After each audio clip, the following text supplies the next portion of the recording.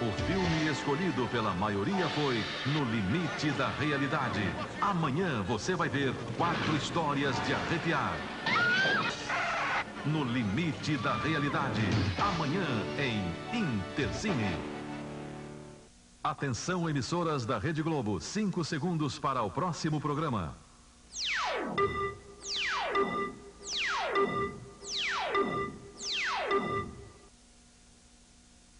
Jornal da Globo. Oferecimento Construtora Líder. Edifício Felipe dos Santos. O primeiro da linha Líder Tech.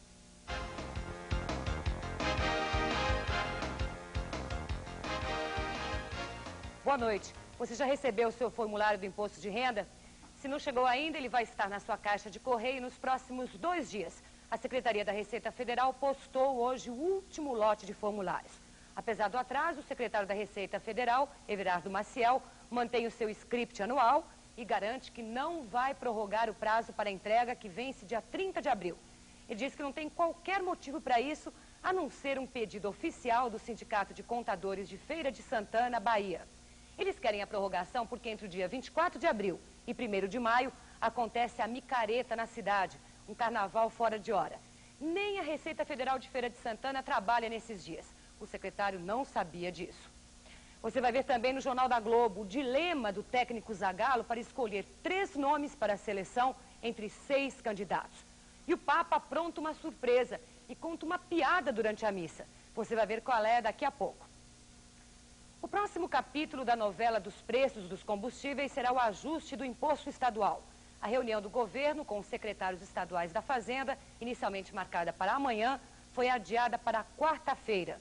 Na última reunião do CONFAS, os secretários aumentaram a base de cálculo do ICMS sobre o álcool e a gasolina de 13% para 28%. Mas esse aumento será revisto e deverá variar de região para região do país.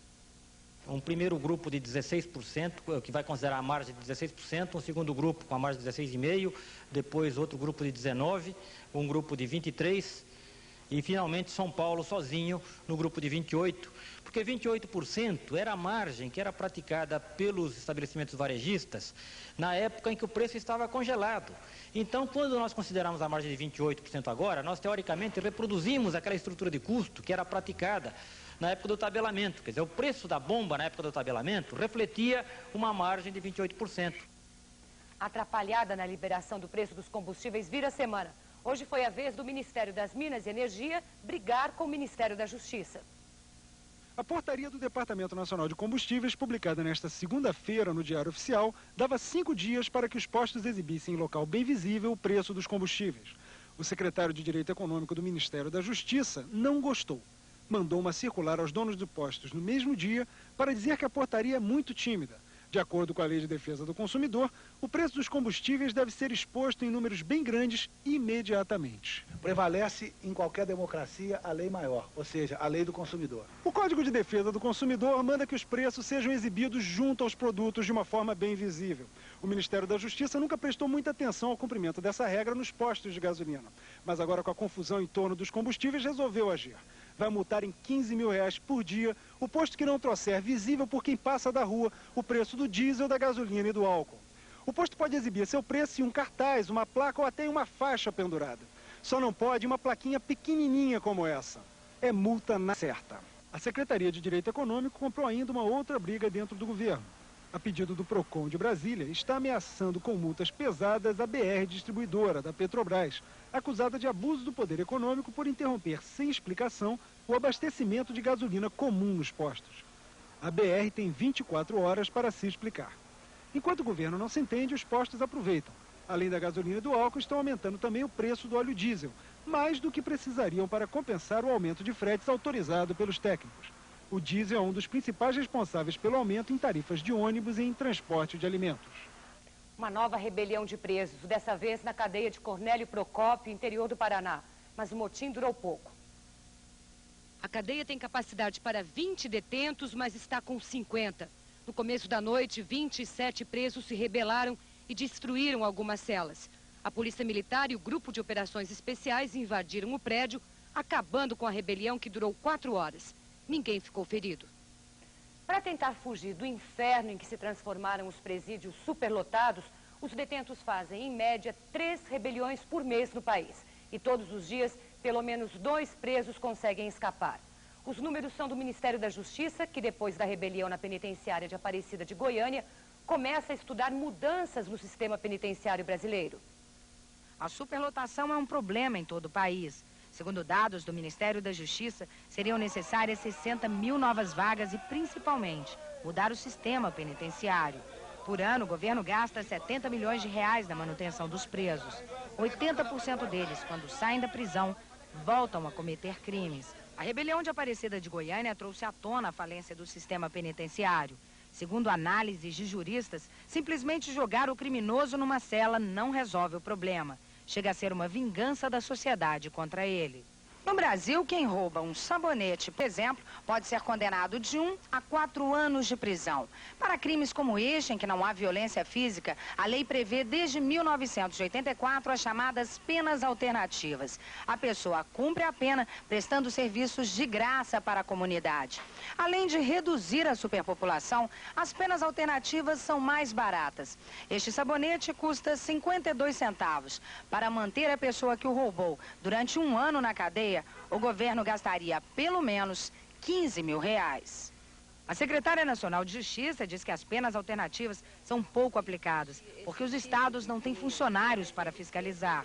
Segundo Sandra Vale, em países que trocaram as prisões pelo trabalho comunitário, 80% dos criminosos se recuperaram.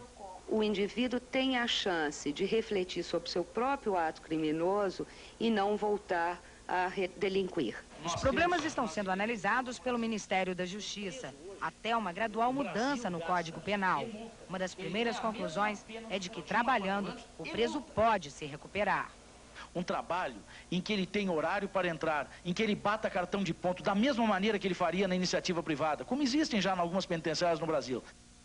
Acidente com 2 caminhões e 2 carros provoca mortes e para o trânsito na Via Dutra. O caminhão carregado de areia atravessou a pista no quilômetro 147, perto de Guararema, em São Paulo. Atingiu outro caminhão e mais 2 carros, que ficaram destruídos. 3 pessoas morreram. O trânsito foi interrompido para a retirada dos veículos e o engarrafamento chegou a 30 quilômetros. O gerente da transportadora de valores Protege, Mário César Filho, prestou depoimento hoje. No fim de semana, ele e a família foram mantidos como reféns durante mais de 12 horas por assaltantes que entraram na sede da empresa em São José dos Campos e roubaram 6 milhões de reais. O rei Pelé vai ganhar mais um herdeiro. A gravidez de Assíria, a segunda mulher do ministro dos Esportes, foi confirmada hoje em São Paulo. A Síria ficou grávida graças a uma fertilização in vitro. Pelé já tem 3 filhos. O 4º deve chegar em novembro. A mãe quer um garoto, mas o pai avisa: se for homem, não vai ser goleiro. Controlado agora há pouco um incêndio que durou mais de 6 horas numa destilaria de álcool no município de Vitória de Santo Antão, a 50 quilômetros do Recife. O incêndio em 2 tanques da usina JB começou no início da noite e pode ter sido provocado por um curto-circuito num motor próximo a um dos tanques. 5 operários ficaram feridos, 3 estão em estado grave. Os bombeiros vão passar a madrugada fazendo resfriamento nos tanques, porque ainda há risco de novas explosões. Você vai ver daqui a pouco no Jornal da Globo. Os deputados estão preocupados com as reformas. Banqueiros acusados de fraude vão passar mais uma temporada na cadeia. A indústria nacional de brinquedos tenta sair do buraco. Se você acredita que água e sabonete bastam para livrar a sua pele da poluição,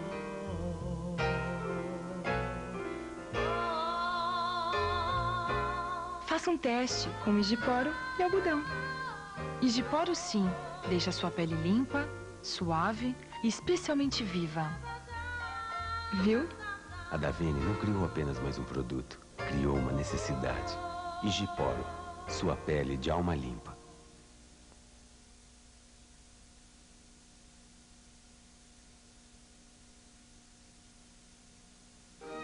Se Você quer cabeça e corpo em dia? Leia Criativa. Seu jeito, seu tempo, sua revista. Só podia ser da Globo, claro. Globo, bola o que rola. Você decide 96. Nesta quarta, a história de uma mulher que viu o irmão ser assassinado. Se eu não puder fazer justiça, nunca mais vou conseguir viver em paz. Mas descobriu que o criminoso é um tira-barra pesada. Tu tá se mexendo demais. Tá falando demais. Desse jeito eu vou ter que dar um teco bem no meio da sua cara. E agora? Ela entrega o cara pra polícia. A senhora é capaz mesmo de reconhecer o assassino? Você decide 96. Apresentação Tony Ramos. Estreia nesta quarta, depois de Explode Coração. Alto astral na Receita Federal. A arrecadação de março está sendo totalizada e superou a mais otimista das previsões. Apesar da queda do PIB brasileiro no primeiro trimestre, cresceu o pagamento de impostos. Os números vão ser divulgados quarta-feira. Deputados estão mais preocupados do que nunca com as reformas. Só no ano passado, eles gastaram 10 milhões e meio de reais para reformar, equipar e decorar os apartamentos funcionais. Os números são de um levantamento do deputado Augusto de Carvalho, baseado em documentos oficiais. No ano passado, os deputados gastaram 150 mil reais na reforma de 14 apartamentos, mais 206 mil reais na compra de 376 geladeiras. Compraram com dinheiro público 406 fogões de 6 bocas, que custaram 160 mil reais. E gastaram mais 350 mil na compra de móveis novos. Sem contar outras despesas, como cortinas de seda, vasos, colchões e exaustores. Com um detalhe, os deputados não pagam um tostão para morar nos apartamentos funcionais. O presidente Fernando Henrique diz em Buenos Aires que vai botar na cadeia os banqueiros que forem condenados pela justiça. No segundo dia de visita à Argentina, o presidente brasileiro prometeu apurar todas as denúncias de fraudes no sistema financeiro. Durante um almoço com 600 empresários, o presidente Fernando Henrique fez uma ameaça aos banqueiros envolvidos em fraudes. Os banqueiros que administraram mal os recursos colocados bajo sua responsabilidade sofrerão as consequências de seus atos, segundo os términos da lei. Que tampouco queden dúvidas sobre este ponto. Irão à cárcel se condenados por la justiça. Este é um compromisso de meu governo. Quero que me cobrem por este compromisso assumido. O juiz corregedor Francisco Galvão Bueno foi rápido no martelo. Ele decretou hoje em São Paulo a prisão preventiva do presidente e do vice-presidente do Banco de Investimentos GNPP. Adélcio Albuquerque e Fernando Nunes são acusados de desviar 15 milhões de reais do fundo de pensão dos funcionários da VASP. Os banqueiros estão detidos desde 1º de abril. A Justiça Federal proibiu na sexta-feira a veiculação da campanha do governo em defesa das reformas constitucionais. Mesmo assim, os anúncios foram publicados no fim de semana, como se nada tivesse acontecido. Hoje, finalmente, a campanha foi suspensa, mas o governo avisou que vai recorrer. Página inteira de 83 jornais e 3 páginas nas principais revistas do país hoje. É a propaganda do governo para o fim da estabilidade dos servidores públicos e as mudanças na aposentadoria, com dinheiro do Banco Nacional de Desenvolvimento Social, BNDES. O problema é que na sexta-feira passada, a Justiça Federal concedeu liminar suspendendo a propaganda. O deputado Aldo Rebelo, do PCdoB, recorreu de novo hoje. Pediu que a Justiça responsabilize a Secretaria de Comunicação da Presidência da República e o BNDES e que eles digam quanto foi gasto até agora com publicidade. O orçamento para a publicidade do governo este ano engordou 48 milhões de reais. A saúde levou 34 milhões de reais, diz o governo, que argumenta: o BNDES está financiando a propaganda das reformas porque é o agente de desenvolvimento e as reformas vão promover isso. O secretário Sérgio Amaral diz que não desacatou a justiça, só recebeu a notificação hoje, quase ao meio-dia, e em poucos minutos mandou suspender a propaganda no rádio, que começaria hoje, e na TV, prevista para amanhã. A Advocacia Geral da União está recorrendo hoje, porque não há nenhuma razão para a suspensão. A campanha visa unicamente o esclarecimento da população. Você sabe o que é a reforma da Previdência? E você, sabe o que é a reforma fiscal? E o meu amigo aí, sabe o que é reforma administrativa? Ninguém sabe. O governo não explica nada. Deixa a população por fora, aposentados em pânico, burocratas sabotando e picaretas mentindo. Um governo que quer mudar a cara do país não explica nada, depois de ter feito a melhor campanha do mundo na eleição. Ou seja, sem o apoio da sociedade, o governo fica refém dos fisiológicos e chantagistas do Congresso, que vão mutilando as reformas, que vão virando pó. Aí, o governo resolveu fazer uma campanha, já atrasada. Mas o deputado stalinista da Albânia, ou melhor, do PCdoB, Aldo Rebelo, pediu à justiça que vetasse a campanha. E a juíza vetou. Essas reformas são necessidades urgentes, mas ninguém quer deixar. Nem a lentidão do governo, nem a demagogia de uma oposição sem programa e nem o exibicionismo do judiciário. Talvez a solução seja deixar explodir tudo. Aí, com aposentados sem receber, estados falidos, funcionários sem salários e a inflação de volta, aí a população vai entender a importância das reformas. Um desafio para a indústria brasileira de brinquedos, descobrir qual o seu novo mercado depois da invasão dos importados. O assunto dominou hoje a abertura da Feira Nacional de Brinquedos em São Paulo. O boneco musculoso entra na briga contra outro mais fraco e que tem mais armas. Leva golpes e vai à lona. Levanta, reage e equilibra a luta. A historinha é do videogame, mas poderia servir de roteiro para a disputa de hoje entre as indústrias nacional e estrangeira de brinquedos. Os produtos importados começaram a entrar há 5 anos e já são os preferidos no Brasil. 6 em cada 10 brinquedos vendidos ano passado no país vieram de fora. A consequência, a cada 35 mil produtos importados, um trabalhador brasileiro perde o emprego. Nas fábricas nacionais, o número de funcionários já caiu de 40 mil para 11 mil. E os preços foram reduzidos pela metade só no ano passado. Depois dessa sacudida no mercado imposta pelos importados, a indústria brasileira tenta uma nova arrancada. Em vez de se preocupar tanto com produtos muito sofisticados, agora a tendência é se preocupar com aqueles mais simples, mais baratos, que custem para o consumidor por volta de R$10. Bonecas, bonequinhos, carrinhos, jogos e uma infinidade de bichinhos de pelúcia. As armas da indústria brasileira vêm mais baratas e com melhor qualidade. O setor garante, não teme a concorrência que vem da Europa, dos Estados Unidos ou do Japão. Mas com a China, a conversa é outra. Não é possível competir com a indústria chinesa de brinquedos, porque não se compete com uma empresa chinesa de brinquedos, se compete com o Estado chinês de brinquedos, e eu não tenho aqui no Brasil um Estado brasileiro que ajude as fábricas de brinquedos. Você vai ver daqui a pouco no Jornal da Globo. A Fórmula 1 faz história em 3 corridas de 96. Dor de cabeça para Zagallo. 6 candidatos para 3 vagas no time. Estou de óculos 3D para mostrar a primeira escova dental em 3 dimensões, Colgate Total. Os dentes não são planos em 3D, por isso a limpeza de Colgate Total é única. O primeiro nível de cerdas é mais curto para limpar a superfície dos dentes. O segundo nível é mais longo para alcançar entre os dentes. E o terceiro tem exclusivas cerdas anguladas para limpar gentilmente a placa na linha da gengiva. Experimente a nova Colgate Total, a melhor limpeza sob todos os ângulos.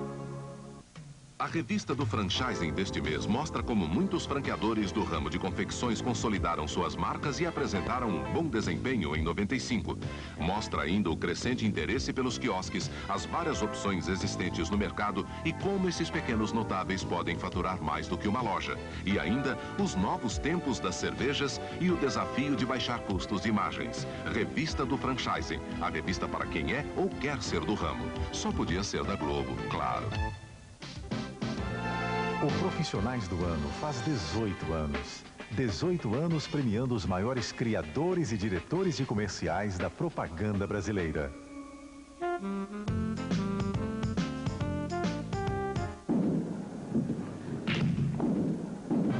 Inscreva os seus trabalhos até 18 de abril.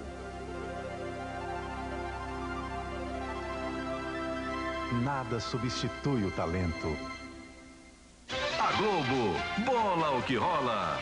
A turma do Caceta e Planeta pisa fundo e levanta a maior poeira na Fórmula 1. Você não acha que essa velocidade toda deixa a gente muito tenso? Eu tô muito tensa, inclusive. Eu também, só de falar com você me deu uma tensão. Gazeta e Planeta, urgente, edição 96, nesta terça nobre. Globo e você, tudo a ver.